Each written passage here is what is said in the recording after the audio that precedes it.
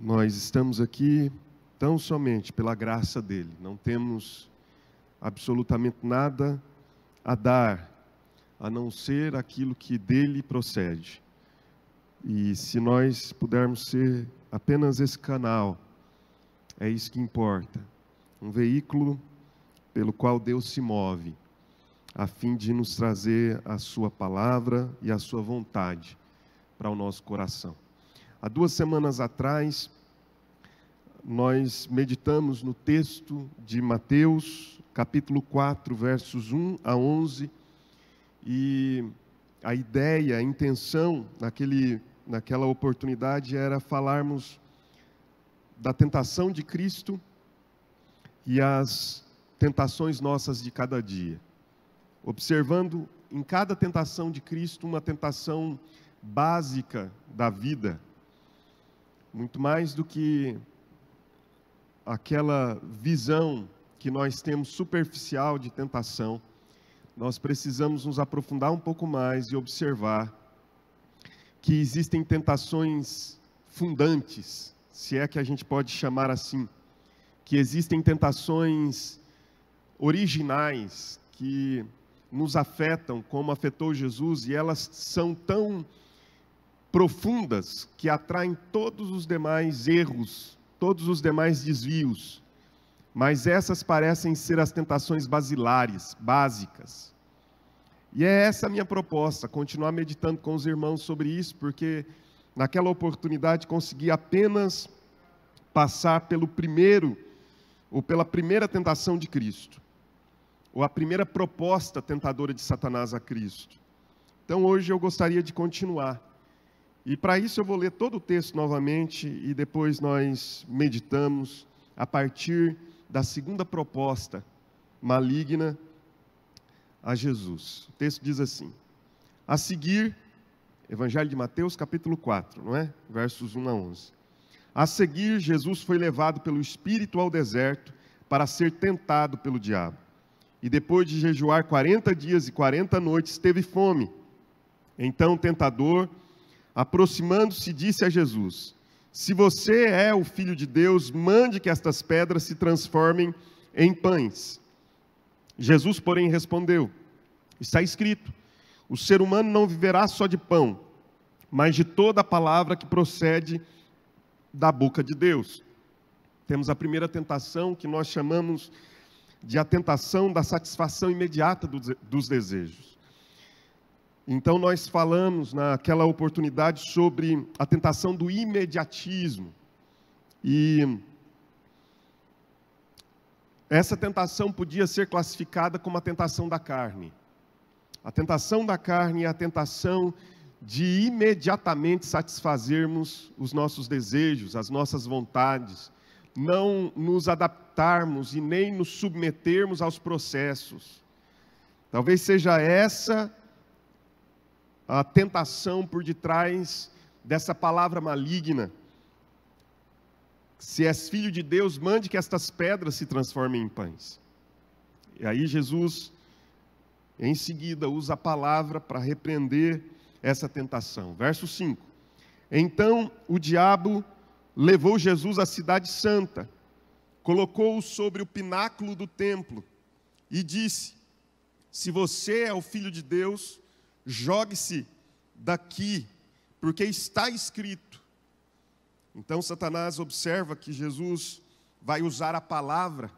Observe bem isso, que na primeira tentação, Satanás não usa a palavra, ele apenas faz a proposta.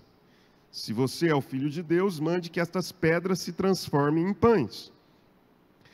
Quando Satanás observa que a estratégia divina é usar a palavra que liberta para contrapor essas tentações, então Satanás, que não é nada bobo, bobo somos nós,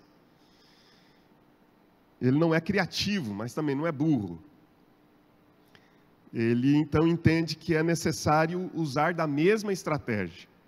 Então Satanás diz: se você é o Filho de Deus, jogue-se daqui, porque está escrito. Bom, Se Jesus usa a palavra, então eu vou usá-la também. E se você acha que conhece bem da Bíblia, não subestime Satanás, porque ele conhece mais do que nós. Ele conhece cada passo das Escrituras. E ele usa a palavra. Padre Antônio Vieira tem uma palavra muito interessante sobre isso, em que ele diz que a palavra de Deus, dita fora do contexto original pelo qual Deus a proferiu, torna-se palavra do diabo. Então, muitas vezes, Satanás se utiliza da palavra de Deus e faz com que essa palavra seja usada contra nós mesmos. Aí ele diz: se você é filho de Deus, jogue-se daqui, porque está escrito: aos seus anjos ele dará ordens a seu respeito, e eles o sustentarão nas suas mãos, para que você não tropece em alguma pedra. Jesus respondeu: também está escrito: não ponha à prova o Senhor, seu Deus. O diabo ainda levou Jesus a um monte muito alto, mostrou-lhe todos os reinos do mundo e a glória deles e disse: tudo isso te darei, se prostrado você me adorar. Então Jesus lhe ordenou: vá embora, Satanás, porque está escrito: adore o Senhor seu Deus e preste culto somente a Ele. Com isso, o diabo deixou Jesus, e eis que vieram anjos e o serviram. A primeira tentação é a tentação da carne, e nós poderíamos classificá-la como a tentação do imediatismo. Mas a segunda tentação é a tentação que é provinda do mundo. E eu queria que você observasse que, por detrás dos conceitos mundanos, por detrás dos conceitos do sistema desse mundo, nós temos tentações muito presentes.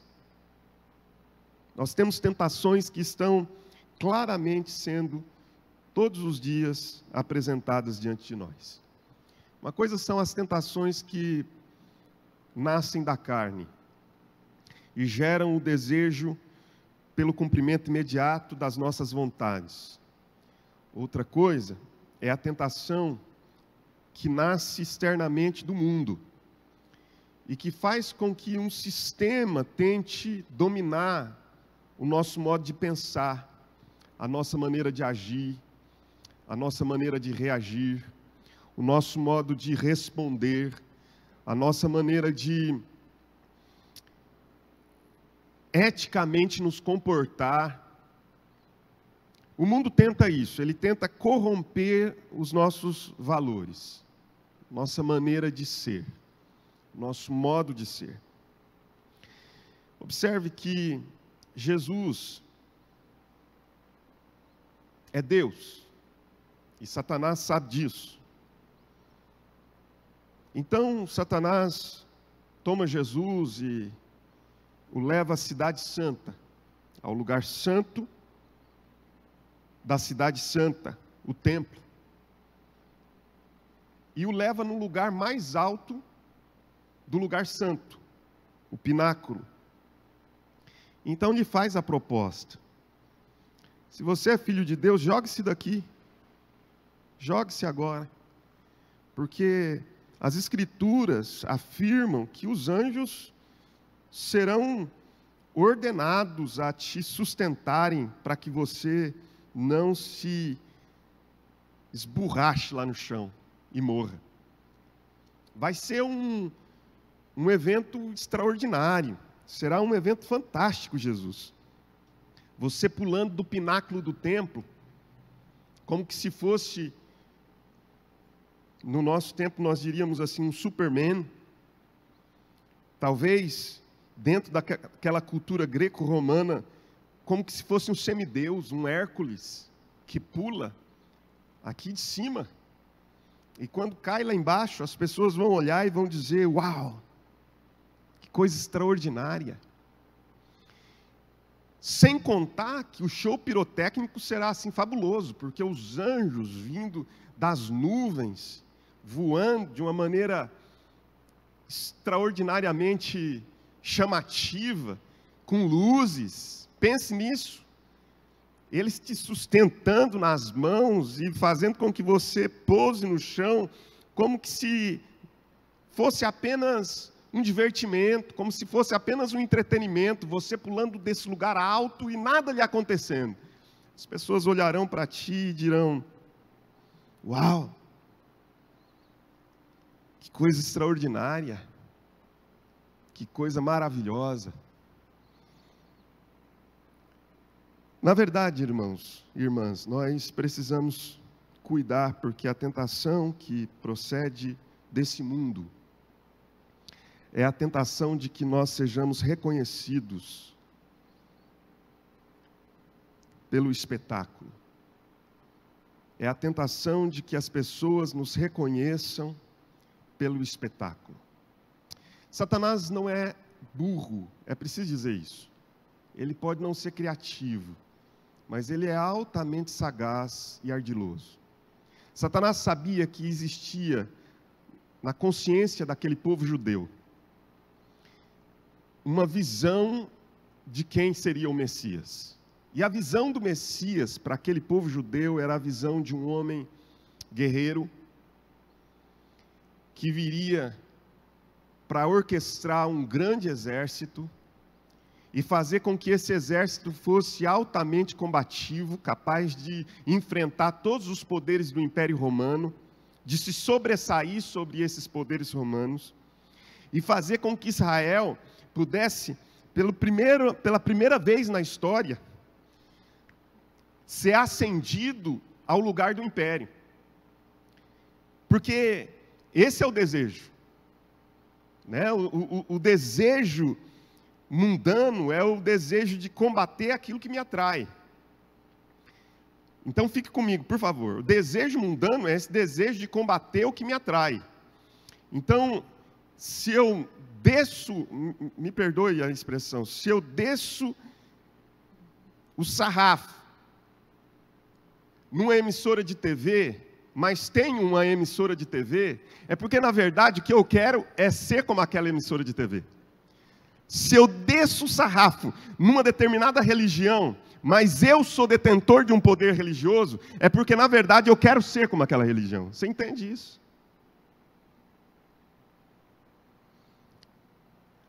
Aí, Satanás, sabendo disso, ele começa a organizar estratégias para corromper todo o coração do homem, e diz: você sabe quais são as expectativas do mundo a teu respeito? Jesus, você sabe que as expectativas do mundo a teu respeito é que você seja esse Messias guerreiro que vai entrar pelas portas de Jerusalém, não num jumentinho, tira isso da sua cabeça, mas vai entrar pelas portas de Jerusalém montado num corcel branco, aquela coisa maravilhosa, com um exército. Nada disso, de pessoas pobres ao redor, lançando as vestes no chão, ou as folhas das palmeiras. Não, não, vamos pensar aqui num exército, alguma coisa poderosa, rica, pomposa, grande. E aí, quando você entra, o povo vai se curvar diante de você como esse Messias poderoso, mas tudo pode começar a partir de agora. Para que esperar? Você já pode começar a palmilhar essa trilha e fazer com que ela seja preparada a partir de agora. Lança-se do pináculo do templo, e aqueles que observarem essa cena espetacular acontecendo, dirão: esse é o Messias. Esse verdadeiramente é o Messias. O Messias é esse, capaz de subir no lugar santo da cidade santa e lançar-se do lugar mais alto do lugar santo, e nada lhe acontece, porque ele tem poderes extraterrenos. A proposta de Satanás é fazer de Jesus um alienígena e retirar-lhe a humanidade. A proposta de Satanás é fazer de Jesus alguém que não precisa passar novamente pelo processo. Agora eu queria que você observasse como que é o desenrolar. Como é que Jesus entende tudo isso? Como é que Jesus é capaz de observar, porque Satanás é inteligente, Jesus é triplamente A personalidade mais inteligente que passou nessa terra é o Senhor. Então ele começa a dizer a Satanás, ou passa a dizer a Satanás, o seguinte: também está escrito, não ponha à prova o Senhor seu Deus. Mas por detrás, Jesus entende que não é esse o processo. Não é ceder ao sistema e aos valores e às vontades e aos desejos e à perspectiva e à expectativa do mundo. Irmãos, nós estamos muitas vezes cedendo às expectativas desse mundo. Você sabe disso. Nós estamos muitas vezes nos submetendo a cumprir a expectativa que o mundo tem a nosso respeito. Está errado. Nós estamos tentando nos adaptar às expectativas do mundo a nosso respeito. Nós estamos nos equivocando. Porque nós não precisamos nos adaptar às expectativas do mundo a nosso respeito. Porque o mundo está dizendo para nós, e quando eu digo mundo, eu estou falando desse sistema de valor que pode estar e está presente dentro das igrejas. Não, mas o mundo é lá fora. Não, o mundo é aqui. Aliás, o pior sistema de valores que nós enfrentamos é aquele que foi introjetado dentro das igrejas. Que a igreja precisa ser isso ou assim ou assado, isso ou aquilo. Que a igreja precisa se enquadrar dentro de uma roupagem, porque está todo mundo fazendo assim. Nós precisamos entender que, para Deus, o reconhecimento humano pelo espetáculo não o ilude. Pode iludir a plateia, mas não ilude Deus. Não ilude Deus. Como é que Jesus faz? Jesus diz: eu não vou pular do pináculo do templo, mas eu vou me entregar no caminho da cruz. Eu não vou pular aqui do pináculo do templo e fazer um show pirotécnico como você quer, Satanás. Mas eu vou começar a caminhar, subindo para Jerusalém e anunciando para os meus que em Jerusalém o que me espera é sofrimento, açoite, blasfêmia, morte, terceiro dia, ressurreição. Eu vou anunciar para todos eles que vai ser assim. E quando nós vamos lendo o Evangelho, Jesus não é reconhecido o Messias porque pula do pináculo do templo, se submetendo ao sistema do mundo. Quando nós vamos lendo o Evangelho, Jesus só é reconhecido Messias quando ele está na cruz. Aliás, Jesus não quer ser reconhecido como Messias fora da cruz. Quando ele cura uma pessoa extraordinariamente, ele olha para a pessoa e diz: não vá para lugar nenhum contando o que lhe fiz.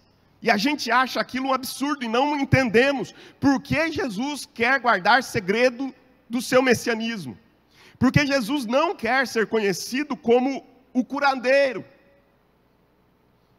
Quando Jesus faz qualquer obra extraordinária, ele olha para a pessoa, chama para um tete-a-tete e diz assim: olha, não conte para ninguém, guarde segredo disso. E a gente olha para aquilo dentro da nossa mentalidade pós-moderna, altamente mundana, e diz assim: Jesus está perdendo a chance de fazer uma propaganda do seu ministério. Porque a gente acha que é assim. A gente acha que ministério bem-sucedido é o que aparece na televisão. A gente acha que ministério bem-sucedido é o que todo mundo está assistindo, ainda mais agora, nas redes sociais, nas mídias sociais. A gente acha que ministério bem-sucedido é aquilo que estão falando sobre nós, são as curtidas, são as visualizações. Que coisa mais absurda! Aí Jesus simplesmente diz assim: não conte para ninguém, viu? E a gente diz: mas por que Jesus não deixa fazer propaganda dele? Porque Jesus não quer propagar uma inverdade. Porque as pessoas poderiam alimentar a ideia de que ele era o Messias de acordo com o sistema e valores daquele mundo. Mas ele quer fazer com que seja impressa na mente de cada um de nós hoje e daqueles que o acompanharam, quem verdadeiramente era o Messias. Queria que você lesse comigo um texto. Você pode ir lá para o Evangelho de Marcos, por favor? Vá para o Evangelho de Marcos, capítulo 15. Só um instantezinho. Evangelho de Marcos, capítulo 15. Verso 39. Jesus está meio-dia debaixo de uma escuridão, porque é a hora da sua morte. Ao meio-dia houve trevas sobre a terra, e essas trevas permaneceram até as 3 horas da tarde. Por volta das 3 horas, Jesus clama bem alto: Eloi, Eloi, lama sabachthani, que quer dizer: Deus meu, por que me desamparaste?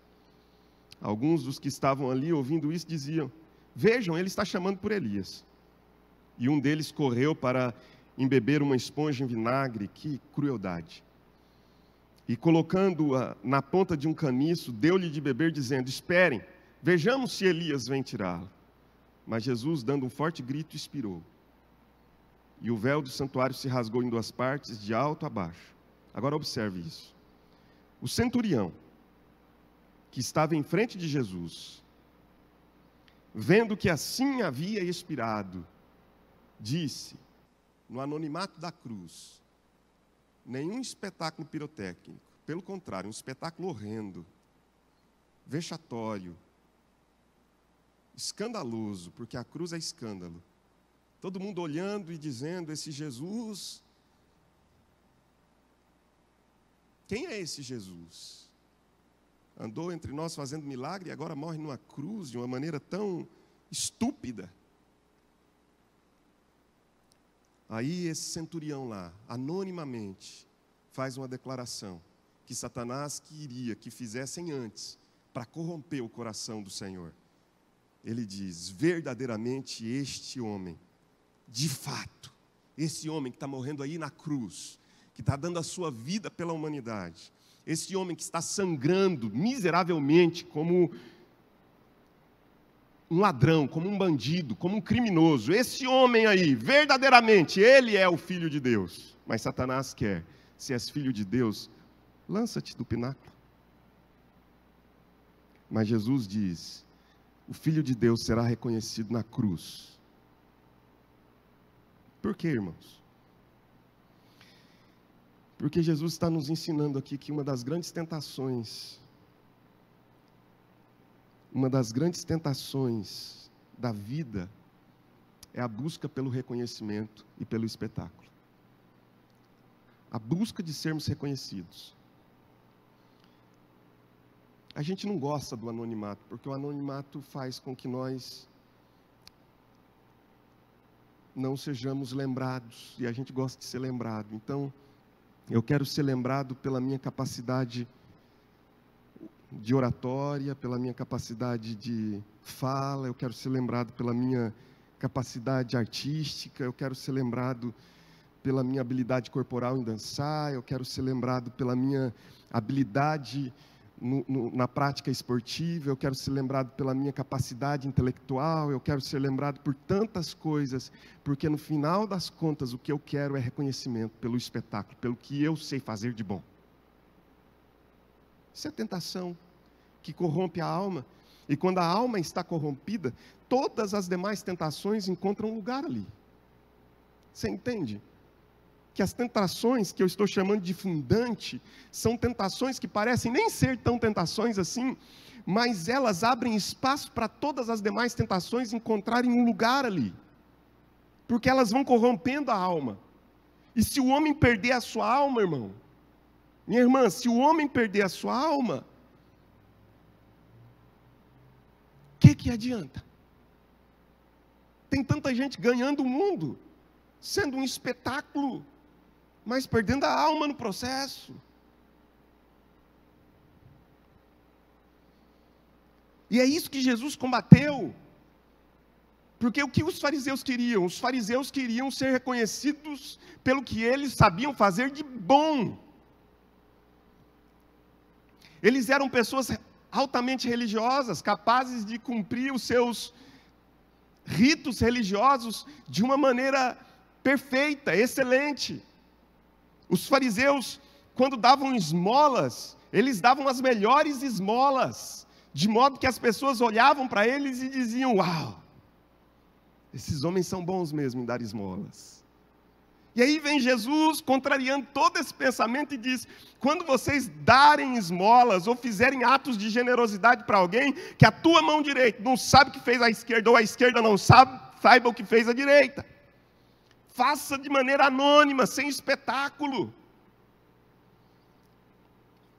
Os fariseus gostavam de mostrar suas habilidades, de orar em praça pública e as pessoas verem aqueles homens piedosos, pelo menos aparentemente, com as mãos erguidas. E aí Jesus diz: mas quando você for orar, entra para o teu quarto, fecha a porta, e o teu pai que te vê em secreto te recompensará, porque não é no espetáculo, é na relação secreta com Deus que as coisas se dão. Não é quando todo mundo te vê, não é no culto, mas é na tua relação sincera e verdadeira com Deus, quando o coração está quebrantado e a alma genuflexa na presença dEle, quando tudo em nós está abatido, inquieto e angustiado. Ali é que Deus sabe quem nós verdadeiramente somos, e não quando nós erguemos as nossas mãos e dizemos: Deus Todo-Poderoso, venha e faça um milagre aqui. Não, mas é quando nós dizemos: Deus Todo-Poderoso, venha e faça um milagre aqui, porque eu sou o pior de todos.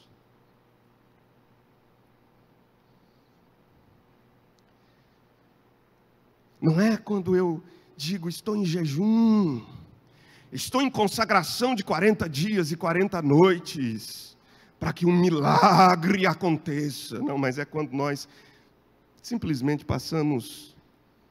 tomamos o nosso banho, nos arrumamos e não saímos com aquela cara amassada, amarrotada, como se nós estivéssemos há dias sem comer. E simplesmente nos apresentamos diante de Deus, que nos vê em secreto, e isso basta, porque para Deus o espetáculo é desprezível. Observe que todas as grandes obras de Deus aconteceram no anonimato.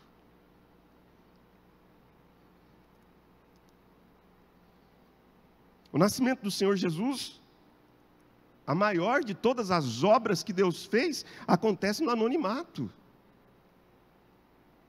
E Ele não sai publicando isso para Jerusalém. Isso acontece em Belém.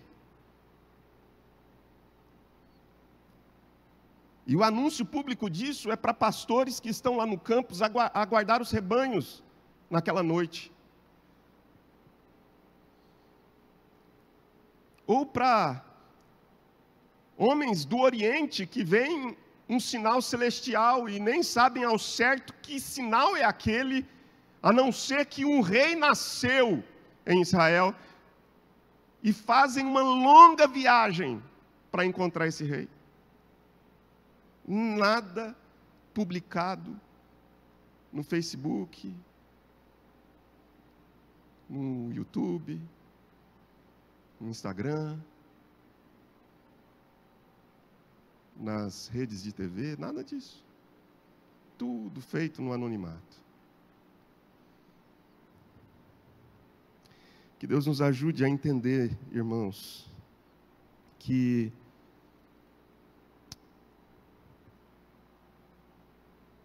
nossas ações precisam também passar pelo anonimato. Portanto, faça um balanço das suas ações. Todo ser humano tem no íntimo uma vontade de ser reconhecido, seja pela beleza, seja pelo conhecimento, seja pelo talento esportivo, artístico. Eu e você também somos vítimas dessa tentação, de muitas formas, de muitas maneiras. E ela pode abrir uma porta e escancarar as janelas da nossa vida para tantas outras tentações e pecados que podem dominar nossa alma. Não permita que Satanás te enlace pela tentação da vaidade. E para encerrar, deixa eu ir para a última tentação e gastar pouco tempo nela, para nós encerrarmos essa reflexão. Então eu disse que a primeira tentação é, na verdade, a tentação do imediatismo. A segunda tentação é, na verdade, a tentação da busca pelo reconhecimento através do espetáculo. E a terceira tentação é esta que Satanás faz. Vamos lá, de novo para a Bíblia? Mateus capítulo 4. Quando Satanás diz assim: o diabo ainda levou Jesus a um monte muito alto. Satanás gosta desses lugares altos, né? O pináculo, o monte. Os lugares altos chamam a sua atenção. O lema de Satanás é o seguinte, meu irmão, preste atenção. É melhor reinar no inferno do que servir no céu. Então ele gosta dos lugares altos. O diabo ainda o levou a um monte muito alto, mostrou-lhe todos os reinos do mundo e a glória deles. E disse: tudo isso lhe darei se prostrado você me adorar. Então Jesus lhe ordenou: vá embora, Satanás, porque está escrito: adore o Senhor seu Deus e preste culto somente a Ele. Com isso, o diabo deixou Jesus, e eis que vieram anjos e o serviram. Então vamos lá. Se a tentação do imediatismo é uma tentação que nasce da carne, se a tentação da busca pelo reconhecimento através do espetáculo é a tentação que nasce do mundo e tenta ser introjetada dentro de nós, essa última tentação é uma tentação altamente satânica. Então eu diria que é uma tentação que nasce no tentador, de fato, no diabo. Que é a busca pelo poder humano. Tão somente a busca pelo poder humano. Satanás diz para Jesus: olha aqui desse lugar alto. Porque os lugares altos nos chamam a atenção. Nós não gostamos dos lugares baixos. Gostamos dos lugares altos. Olha aqui desse lugar alto. Todos os reinos do mundo. E observe que cada reino tem a sua peculiaridade, tem a sua particularidade, a sua glória. Então, basta que você se dobre diante de mim e reconheça a minha autoridade, porque tudo isso aqui me foi dado. Estava nas mãos daqueles a quem Deus criou, mas eles abriram mão disso, e tudo isso me foi dado. Basta que você se prostre e me adore, e eu lhe dou esse poder todo. Todo esse poder estará em tuas mãos. É a tentação da busca pelo poder meramente humano. Irmãos, sejamos sinceros. Nós queremos esse poder. Vamos lá. O que é a bancada evangélica? O que é isso? Essa bancada evangélica estúpida que existe lá em Brasília. Me diz o que é isso. É busca por poder humano. Me perdoem os que pensam o contrário. Aliás, não me perdoe não. Eu só penso assim e você pensa diferente. Que negócio é esse do pastor dizer agora eu vou galgar poderes políticos? Tá bom. Se você tem uma vocação política, se você tem uma vocação e uma agenda para isso, que bênção. Só que tira o PR da frente, vá com o seu nome só. Vá só com o seu nome. Tire a instituição por detrás de você. Tira a maquiagem. E vai. Talvez você pense diferente, e é o teu direito de pensar. Mas eu penso assim, é o meu direito de pensar. E eu não estou emitindo juízo, porque não tem qualidades para isso, não tem competência para isso. Não posso julgar ninguém, é você e o seu coração, mas é como penso. Porque por detrás me vem a reflexão, será que isso não é apenas, será que nós queremos de fato cumprir uma agenda que abençoe pessoas, que abençoe uma cidade, que faça diferença social, que crie mudanças no cenário social em que vivemos, ou o que eu quero é apenas ser detentor de poder? Não, a gente tem que fazer essa pergunta para ir até as últimas consequências. Será que eu quero só ser detentor de poder?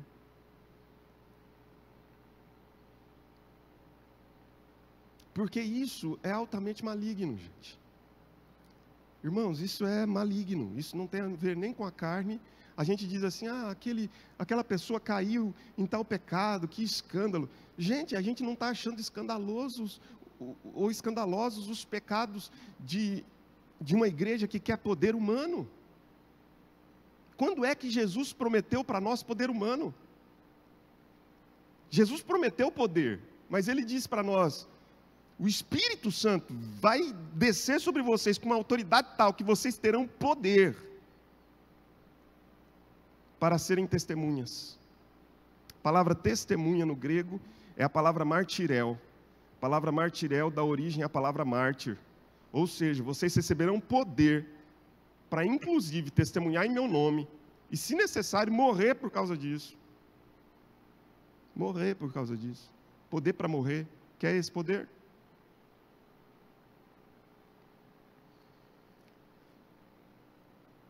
Não, eu quero o poder do apóstolo, tá? Então vai ler a Bíblia. Porque lá na Bíblia está dizendo que os apóstolos foram colocados como o último de todos, escória e lixo da sociedade. Quer esse poder? Porque o poder do Evangelho é o poder de amar pessoas que não são amáveis. O poder do Evangelho é o poder de servir pessoas que nunca ninguém serviu. O poder do Evangelho é o poder de se submeter a pessoas que nunca tiveram autoridade alguma nesse mundo. O poder do Evangelho é um Jesus que desce do céu, abre mão de toda a sua glória, se despe de toda a sua glória, torna-se um ser humano como a gente, e ainda diz assim, eu não vim para ser servido, eu vim para servir. E aí pega uma bacia e toma uma toalha e começa a lavar os pés dos discípulos, e todo mundo acha aquilo estranho e escandaloso, porque ele, sendo Senhor e Mestre, está lavando os pés uns dos outros. E aí Jesus só nos dá a lição e diz assim, vocês estão vendo o que eu estou fazendo? Então, isso é só para servir de exemplo para vocês. Mas os discípulos, semelhante a nós, não entendem, não entendem. Nós não entendemos isso. E aí nós criamos todos os subterfúgios, todos os meios, todos os caminhos possíveis para tentar iludir Jesus de que o que nós estamos fazendo em nome do reino. Sabe como é que a gente faz? A gente chega para a mãe. A gente chega para a mãe e diz, mãe, vai até Jesus e pede um favor para Ele. Pede para Ele, quem sabe, lá na glória, eu sentado do lado direito e o Tiago sentado do lado esquerdo. Pede para a mãe, talvez o filho atenda. Aí ele vai, a mãe vai, não sei se tomada de boas intenções, porque o pedido de um filho talvez constranja a mãe, e vai e diz assim, Jesus, adorando, a Bíblia diz que ela adora, ela se prostra. Um evangelho diz que foram eles mesmos, Tiago e João. O outro é mais escancarado, diz que foi a mãe que foi pedir. Ela se prostra e diz assim, Senhor, deixa eu lhe pedir um favor. Jesus diz, diga. Ela diz, deixa os meus filhos sentarem, um à tua direita e outro à tua esquerda. E aí, se a gente acha que Tiago e João estão sendo muito invasivos, pior são os outros, que ficam em polvorosa, dizendo, não é possível que eles pediram isso antes de mim. Por que eu não cheguei nessa agenda primeiro? Porque o não a gente já tem. De repente, vai que ele diz sim, vai que cola. E aí, Jesus diz, vocês não estão entendendo nada. Aqui nessa terra os governadores dominam sobre todos, mas no meu reino, aquele que for o menor será o primeiro. Os desconhecidos aqui serão aqueles que terão proeminência lá. Aqueles que foram aqui desprezados, lá serão reis e sacerdotes. Meu irmão, que bobagem querer poder humano, porque o verdadeiro poder é o poder espiritual. Que não é um poder para expulsar demônios, para profetizar, para pregar bonito, para cantar de maneira que todas as pessoas fiquem embasbacadas e aplaudindo, não. É o poder de simplesmente amar e servir. Só isso. No anonimato. Amar e servir as pessoas no anonimato, sem que ninguém saiba, ninguém veja, nem precisa saber nem ver. Que Deus nos ajude a não cairmos nessas tentações fundantes, terríveis, que podem nos levar a outros pecados. Em nome de Jesus. Amém. Senhor, eu te peço perdão se desse lugar, de alguma maneira, emitir juízo sobre alguém. Eu não tenho essa competência, eu não quero essa competência.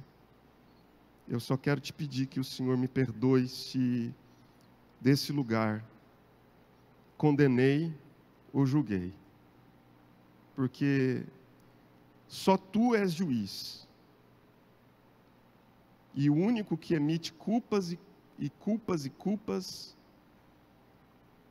e ataca é Satanás. E eu não quero lugar nem do Senhor e nem do meu pior inimigo, que é Satanás. Portanto, me perdoe. Mas eu quero pedir que o Senhor me dê e dê aos meus irmãos um coração igual ao teu. Um coração igual ao teu. É isso que eu lhe peço. Que o Senhor nos dê um coração quebrantado, humilde, e um coração de serviço. De serviço. Só isso, só isso. Em nome de Jesus. Para a glória de Jesus. Amém. Vamos cantar?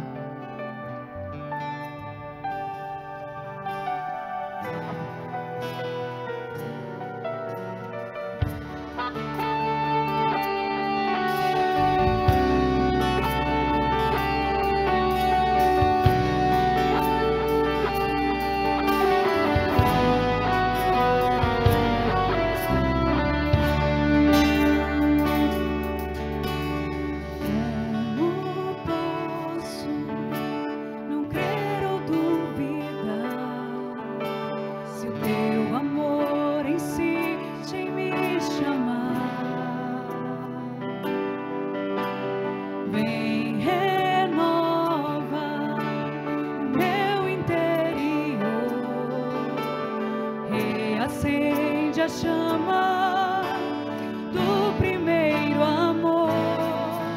Quero olhar minhas guerras e ver o Salvador vindo águas agitadas. Vou com ele andar, encarar o impossível, na certeza que Deus pode mais. Ajuda minha fé, segura minha mão, me ensina a viver, vencendo pra vencer. Confio em ti, me entrego a ti, Jesus, meu Deus pode fazer muito